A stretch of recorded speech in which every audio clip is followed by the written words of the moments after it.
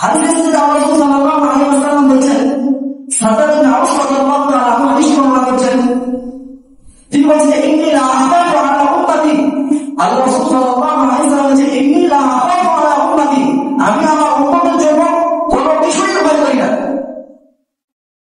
আল্লাহ রাসূল সাল্লাল্লাহু আলাইহি ওয়াসাল্লাম বলেছেন যে ইন্নী লা আখাফু আলা উম্মতি, আমি আমার উম্মতের জন্য কোনো কিছুই ভয় করি না, ইল্লা আইম্মাতাল মুদিল্লিনা, পথভ্রষ্ট আলেম ব্যতীত।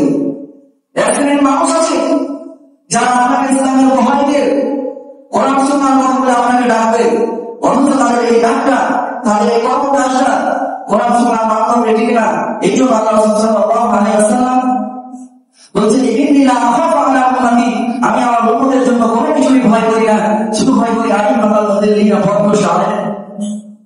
এই কথাটাই সূরা নিসা 29 নম্বর আয়াতে লিখিত আছে যে আমাদের বংশধর আমিদের আনুগত্য করতে যে যদি ঝামেলা হয়, আর ঝামেলা হবে এই জন্য আল্লাহ রাব্বুল আলামিন বলেছেন যে ফারুদ্দু ইলাল্লাহি ওয়া রাসূল, তোমরা রাসূল সাল্লাল্লাহু আলাইহি ওয়াসাল্লামের দিকে প্রত্যাবর্তন করো। যে মুসনাদ আহমদের আল্লাহ রাসূল সাল্লাল্লাহু আলাইহি ওয়াসাল্লামের হাদিস মুসনাদ আহমদ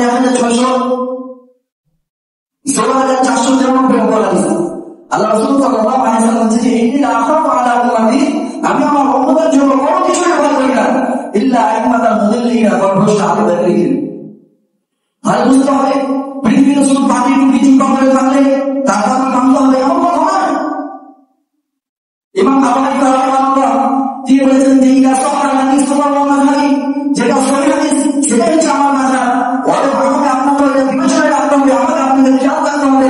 পৃথিবীতে হুজুর অনেক আছে, বাংলাদেশে যত সুপারস্টার হোক না কেন, বাংলাদেশে যত ফেমাস আলেম হোক না কেন, পৃথিবী কেমন আলেম হোক না কেন, তার কথাটা আমরা তখনই মানবো যখন তার কথাটা কোরআন ও সুন্নাহর মাধ্যমে টিকবে।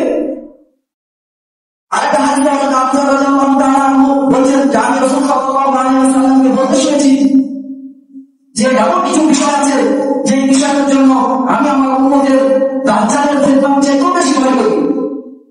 হযরত আবু হুরায়রা রাদিয়াল্লাহু তাআলা আনহু ভয়ে ভীত সন্তুষ্ট হয়ে জিজ্ঞেস করেন, ইয়া রাসূলুল্লাহ সাল্লাল্লাহু আলাইহি ওয়াসাল্লাম, কি এমন বিষয় আছে যে বিষয়ে আপনি আমার উম্মতের জন্য দাজ্জালের ফিতনার চেয়ে বেশি ভয় করেন? আল্লাহ রাসূল সাল্লাল্লাহু আলাইহি ওয়াসাল্লাম বললেন যে ইল্লা আইম্মাতাল মুদিল্লিন, পথভ্রষ্ট আলেম। সমাজের সবচেয়ে বেশি ভয়ানক ব্যক্তি যারা আল্লাহ রাসূল